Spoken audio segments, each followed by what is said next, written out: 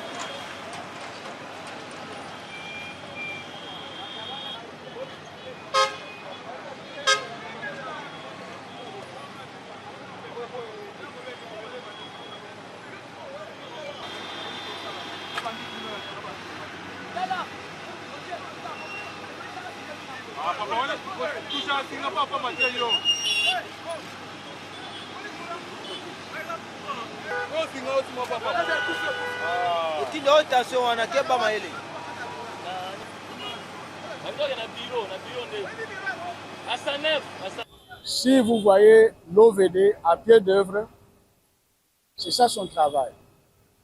Nous sommes pendant la période où il pleut beaucoup dans la ville, parce que c'est naturel. Mais fort malheureusement, ce que nous sommes en train de faire, nous avons rencontré des problèmes sérieux qui font qu'à cet endroit, les eaux n'arrivent pas à couler comme il se doit. Il y a non pas seulement les eaux pluviales, mais il y a aussi les eaux usées. Nous sommes au croisement de l'avenue Ex-Willery, avenue de la démocratie, et l'avenue Kabinda. Et dans ce carrefour, il y a une grande unité de production industrielle. Il y a aussi d'autres infrastructures que nous avons trouvées. Mais ce qui fait que quand il pleut, l'eau n'arrive pas à couler comme il se doit. Quelles sont les causes? Les premières causes, c'est les déchets ou les rejets sauvages des déchets plastiques dans nos ouvrages d'assainissement. Il y a aussi l'abandon des déchets sauvages sur la voie publique. Ce qui fait que lorsqu'il y a pluie, tous ces déchets sont drainés et parfois ça bouche nos ouvrages et ça crée des inondations. Il y a aussi la gestion des eaux de certaines parcelles telles que là où nous sommes. Nous avons une unité de production industrielle dont la surface de leur parcelle est complètement bétonnée. Et il n'y a pas de puits qui peuvent absorber ou gérer les eaux, que ce soit pluviales ou usées, dans leurs enceintes ou dans leurs installations. Donc, tout est évacué vers les caniveaux conçus. Or, cela augmente aussi ce que nous appelons le coefficient de ruissellement. C'est-à-dire quand les eaux, quand la surface est complètement bétonnée et complètement couverte, ça augmente la quantité d'eau qui doit ruisseler. Alors, cette quantité-là doit être drainée. Mais du fait que nos ouvrages ont été conçus, ont été étudiés selon les normes d'évacuer les eaux d'abord de la chaussée et aussi une partie des accotements, la gestion des eaux, des parcelles autres que celles que je viens d'évoquer. Donc cela vient encore perturber le fonctionnement de nos ouvrages. Les causes encore, c'est quoi? Vous avez vu qu'il y a des infrastructures techniques qui n'appartiennent pas à l'OVD. Nous avons construit notre canalisation pour que, quand il pleut, que les eaux puissent couler facilement. Mais vous allez voir, il y a des câbles électriques qu'on a fait passer dans cet ouvrage hydraulique, sans le consentement de l'OVD. Et c'est là, lorsqu'il pleut, et avec les déchets plastiques qui sont ramassés par-ci, par-là, et ça vient encore boucher cette canalisation-là. C'est pour cela que vous remarquez, en temps de pluie, tous ces milliers est débordé, tous ces milliers est inondé, et l'usager de la route ne sait pas où passer, que ce soit les piétons, que ce soit le véhicule. Donc, tout le monde est préjudicié à cause de cela. Et voir aussi l'ouvrier de l'OVD, les travailleurs de l'OVD, celui qui doit résoudre ces problèmes. Il est contraint. Voilà la situation à laquelle nous nous trouvons. Et ce n'est pas la première fois. Nous avons appelé les responsables de l'OVD de National pour enlever leurs infrastructures. Parce que ce n'est pas à ces milliers qu'il faut les faire passer. Et nous sommes exposés par rapport à ça. Voilà, madame. Autre chose aussi. Ça, nous sommes dans un carrefour.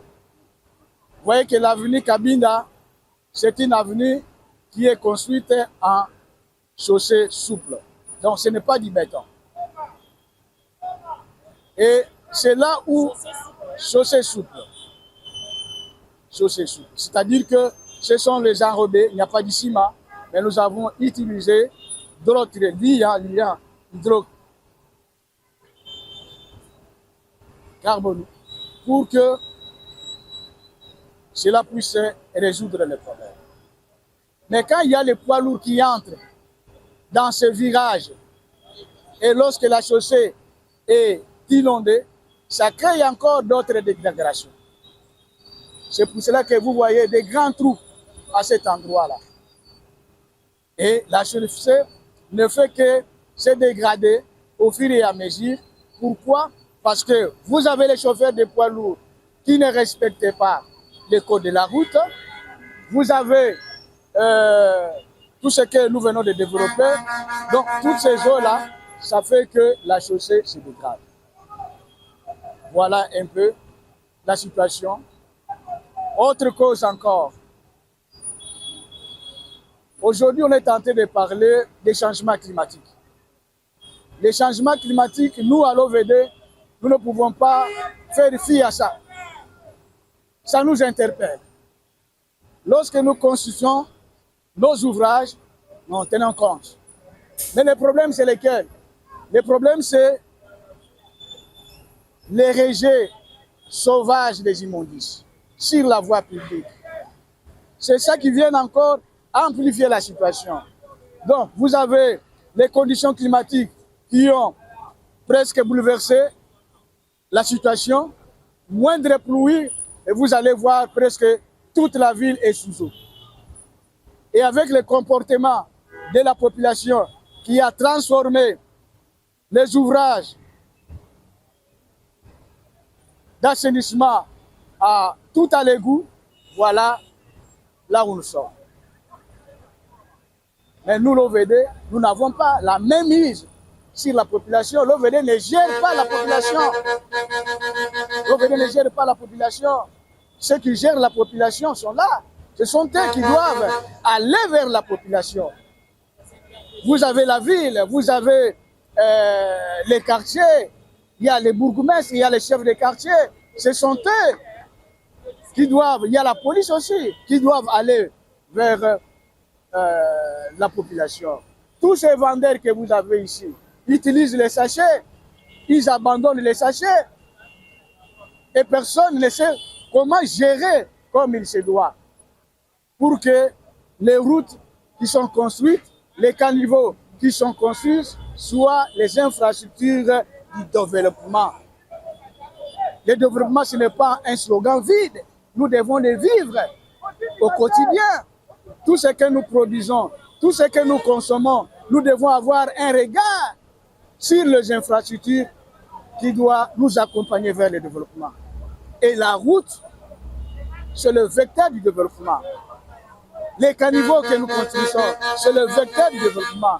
Si ce n'est pas bien entretenu, si ce n'est pas bien géré, si c'est transformé à tout à l'égout, voilà les conséquences. Et là, on ne va pas parler du développement, nous allons parler du sous-développement. Non pas endossé par l'OVD, mais endossé par la population. Endossé par ceux-là qui jettent les eaux d'une manière anormale et laisser à ce que l'OVD vienne intervenir. Mais nous allons intervenir avec quels moyens? C'est à eux qui jettent les eaux, c'est à eux qui jettent les immondices, qui ont transformé les ouvrages, qui ont transformé la voirie. C'est à eux. C'est à eux. Voilà la problématique que nous avons ici. Et voilà les conséquences. Vous avez les embouteillages. Et si il y a un cas de malade qui doit être acheminé à l'hôpital avec ces embouteillages, comment résoudre? Voilà. OVD, c'est une grande société. Comme il a pris la charge de pouvoir ouvrir le caniveau, c'est vraiment très bien. C'est à féliciter. Mais à nous aussi, la population qui jetons des déchets sur C'est ça qui est très mauvais. Donc, les Congolais, ils ne respectent même pas où est-ce qu'ils doivent jeter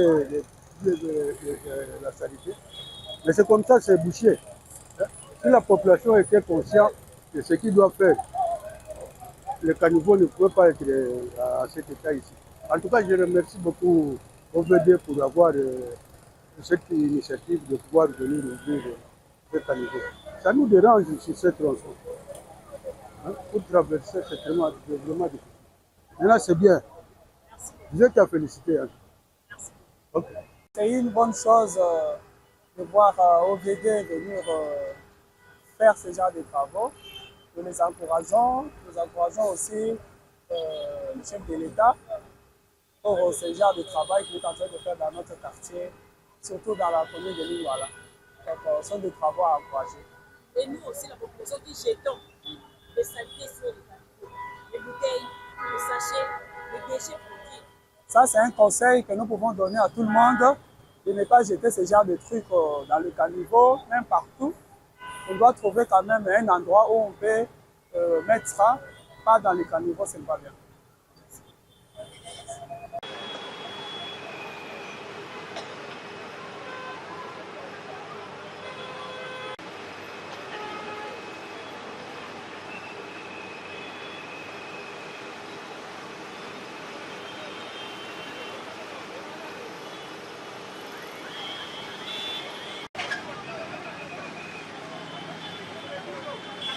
Encore.